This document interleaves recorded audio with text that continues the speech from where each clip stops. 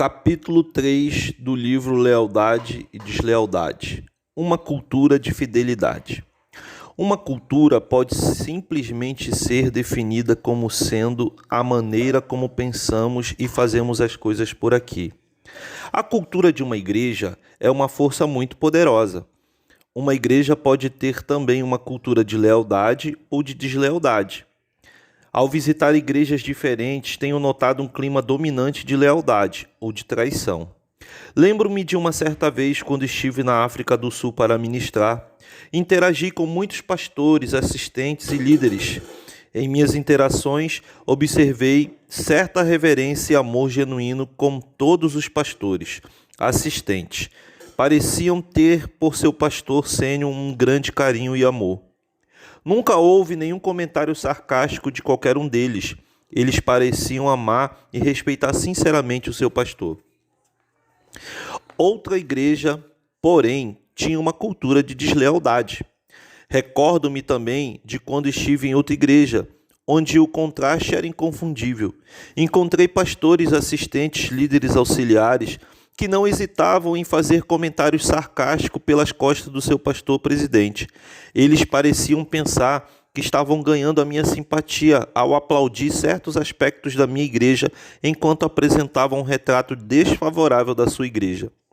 Lembro-me de um dos pastores que disse: gosto do prédio da sua igreja. É simples, é funcional. E ele continuou: você conhece o nosso homem, né? Ele se referia ao seu pastor titular. Estamos fazendo este projeto caro por muitos anos e não estamos chegando a lugar nenhum. Eu somente olhei estarrecido.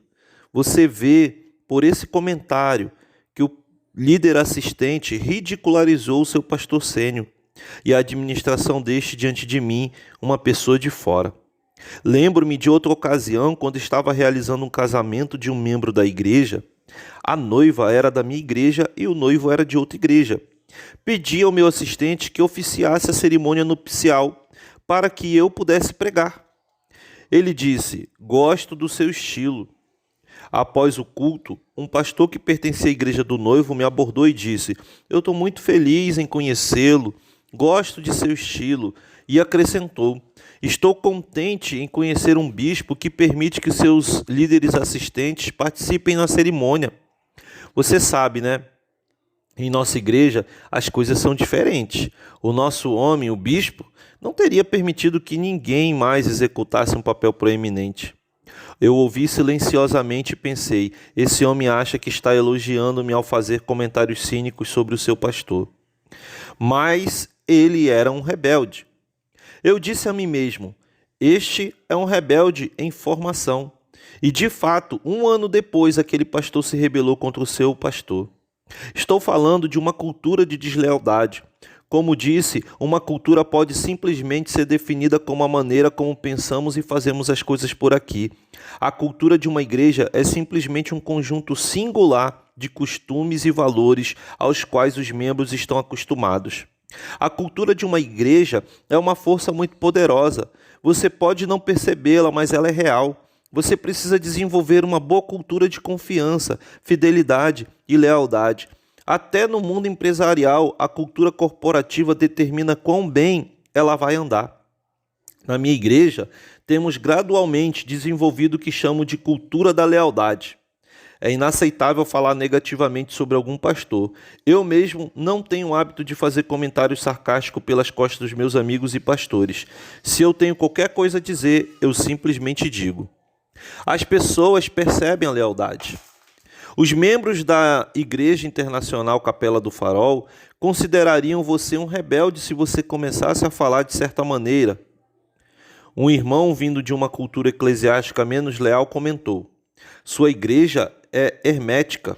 O que ele estava tentando dizer era que achava a nossa cultura impermeável a toda forma maliciosa de falar.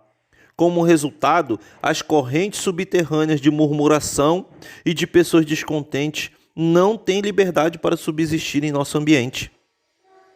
Quero lhe dar 5 chaves para a cultura da lealdade. A primeira chave é a chave do vento norte. Provérbios 25, 23. O vento norte afugenta a chuva, e a língua fingida a face irada. A primeira vez, ou a primeira chave, para desenvolver uma cultura de lealdade pode vir como uma surpresa para muitos. É o que eu chamo de a chave do vento norte. A Bíblia diz que o vento norte afasta a chuva. Uma tempestade poderosa é afastada por um vento forte. Da mesma forma, o poder das línguas maledicentes pode ser neutralizado por algumas expressões faciais. Sua face é o vento norte. Apenas mostre para alguém com seu rosto que você não está interessado na conversa dessa pessoa. De acordo com a Bíblia, sua atitude contrária é forte o bastante para deter sujeitos desregrados e rebeldes. As pessoas irão gradualmente aprender que os desleais não são bem-vindos ali. Um dia, uma jovem senhora foi à minha igreja para ver um dos meus pastores assistentes. Ela pensou erroneamente que estava enaltecendo quando disse: "Como você é acessível." Ela prosseguiu: "Se não fosse por você, eu teria saído dessa igreja." O meu pastor assistente me contou que no momento que ela fez aquele comentário, ele franziu o rosto. Em outras palavras, aquela jovem senhora estava dizendo que eu não era um pastor gentil bastante e a única razão pela qual ela podia apresentar e permanecer como membro era a presença do pastor líder assistente. Todavia, a expressão no rosto do pastor assistente foi suficiente para abafar qualquer continuidade de conversação traiçoeira. O pastor poderia ter pensado que ele era muito ungido e que por essa razão aquele membro da igreja estava dizendo aquilo. Mas isso seria um equívoco. Líderes assistentes não devem ser enganados por tentações para serem desleais. O diabo muitas vezes usa pessoas comuns para trazer essas tentações. As mulheres de Israel cantavam: Saul matou seus milhares e Davi 200 de milhares. Isso não era verdade. Davi apenas havia matado Golias e não dezenas de milhares de filisteus. Não se engane com palavras vazias que vêm da boca de bebês cristãos. O amigável pastor assistente. Frequentemente, o pastor assistente parece mais amigável que o pastor sênior. Isso é porque o sênior pode ser e ter certas responsabilidades que são para o benefício da igreja inteira, que podem ser delegados ao pastor assistente, casos de menor importância na comunidade. O líder assistente, portanto, parece mais fácil de abordar e mais acessível. Alguns assistentes podem ser enganados ao pensar que a congregação prefere mais eles do que o ministro sênior. Um assistente leal deve aprender a afastar qualquer maledicência e crítica contra o pastor sênior. O seu rosto me assustou. Há muitos anos participei de uma reunião de um grupo da igreja a qual eu pertencia. No encerramento do culto, o pastor decidiu recolher uma segunda oferta. Quando ele anunciou, imediatamente virei para a pessoa sentada ao meu lado e murmurei: "Por que coletar uma segunda oferta? Não é necessário." Ela então não disse nada, mas olhou-me de um jeito que eu nunca esquecerei. De repente, meu coração me feriu e percebi que eu havia feito algo errado. Senti-me muito mal por ter reclamado, embora o pastor não soubesse. Provérbios 25, 23. O vento norte afugenta a chuva, e a língua fingida a face irada. Chave 2. A chave da poda constante. Para ter uma cultura de lealdade, você deve constantemente podar os elementos desleais que encontram um jeito de adentrar em nosso meio. Acredito que ninguém deveria ficar em uma igreja quando não quer ficar. Descobri que se as pessoas ou alguém manifestar o desejo de sair, é melhor para essa pessoa não permanecer, mas sair imediatamente. Isso é porque seu coração já saiu dali há muito tempo. Remova as pessoas desleais rapidamente. Eu aprendi isso do jeito mais difícil quando encorajei um pastor rebelde a ficar, pois ele teria indicado o desejo de sair. Os meses extras que ele permaneceu não valeram pelos problemas que produziram. Atualmente, tem uma política diferente. Se você manifestar o desejo de sair, terá de ir imediatamente. Mesmo que mude de ideia, será tarde demais. E a razão disso é muito simples. 1 Coríntios 5,6, parte B. Não sabeis que um pouco de fermento leveda toda a massa? Um funcionário ou colaborador discordante contamina os outros com sua atitude descontente. Após Judas ter desistido do ministério de Jesus, o Senhor lhe disse, João 13, 27, parte B, o que deves fazer, faze-o depressa. Um pastor de uma grande igreja descreveu como passou por muitas experiências infelizes devido ao fato de ele ter mantido um pastor que não queria ficar. Pessoas que não querem ficar com você devem sair e elas devem sair o quanto antes. É uma coisa muito simples. Alguns pastores são tão moles que não removem elementos abertamente rebeldes. Lembro-me do testemunho de um pastor que se formou na escola bíblica de uma igreja com uma cultura desleal. Ele disse, é óbvio que o Leão e os palestrantes dessa escola bíblica têm pouca confiança em sua igreja. Eles raramente encontram algo positivo para dizer a respeito da sua comunidade. Esse pastor disse algo que achei extraordinário. Ele falou, sempre que havia necessidade de um exemplo para ilustrar um ponto negativo, eles escolhiam a própria igreja como exemplo. Então ele prosseguiu. Uma vez, quando estávamos aprendendo sobre administração e gerenciamento, o palestrante disse, essa igreja e seu pastor, é claro, é um exemplo de uma igreja com uma administração pobre e um mau gerenciamento. O que você acha que os alunos pensariam do pastor sênior sempre que ele ensinasse na escola bíblica? Essas pessoas precisam ser afastadas do sistema. Não permita que qualquer líder contamine suas preciosas ovelhas. A terceira chave é a chave para criar fogo. Às vezes é necessário criar condições para expor elementos desleais de dentro da equipe. Uma víbora fugindo do calor lhe acometeu a mão. Atos 28, parte B, do versículo 3.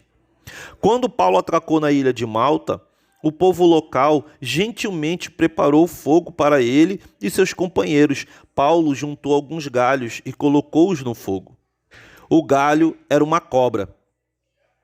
De repente, uma víbora, que por sinal é uma das cobras mais perigosas, saiu do fogo e agarrou a mão de Paulo. Um dos galhos era uma cobra. O fogo a expôs antes de serem submetidas ao fogo. Algumas cobras podem parecer meros galhos. De que fogo estou falando? O fogo do tempo é um exemplo de algo que expõe a natureza de cobra de algumas pessoas.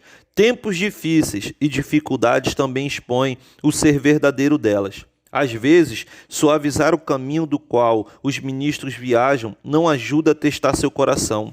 Jesus sofreu no ministério por intermédio de gente má ao seu redor. Nós também devemos sofrer, e o sofrimento traz à tona a natureza verdadeira das pessoas. Não fique sob a pressão para promover pessoas. Não tenha pressa para promover pessoas. Se elas se rebelarão porque não foram promovidas, elas se rebelarão embora sejam promovidas. Se você não acredita em mim, experimente. Cheguei a perceber que a rebeldia é proveniente do coração. Se uma pessoa irá causar problema, não há quantia em dinheiro ou condições atraentes de serviço que irão evitá-lo. Transfira e veja o que acontece.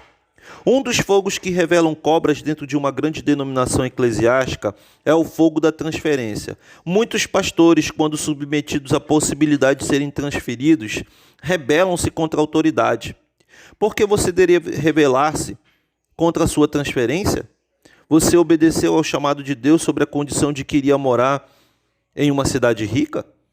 A reação de uma pessoa ao ser transferida nos diz muito sobre o seu caráter. A quarta chave é a chave de trabalhar somente com pessoas dispostas. Assegure-se de que você não tem pessoas relutantes, presas ao seu redor. Frequentemente, abra caminho para elas saírem, se quiserem. Uma coisa que você não deve ter é alguém que gostaria de sair, mas devido a finanças ou outras razões sente-se preso dentro da sua organização. O coração dessas pessoas não está mais com você. Elas podem tornar-se traidores. Abra caminho para que saiam pacificamente. Não há nada como trabalhar com alguém disposto e feliz. 2 Coríntios 8:12a. Porque se há prontidão de vontade. Eu decidi auxiliar na saída de qualquer pessoa relutante que queira sair, porque ao ajudá-la também estarei ajudando a mim mesmo. A quinta chave, a chave de ensinar contra a deslealdade. O ensino constante de assuntos como lealdade e deslealdade é bastante importante. Muitas pessoas são ignorantes sobre a evolução do processo da deslealdade. Em outras palavras, muitos rebeldes não percebem o que estão fazendo. O ensino constante irá evitar que as pessoas se envolvam sem saber em atividades traiçoeiras. Qualquer um que deseja edificar uma grande igreja deve frequentemente ensinar a respeito da fidelidade e lealdade. Ninguém nasce com fidelidade e lealdade estampadas por todo lado.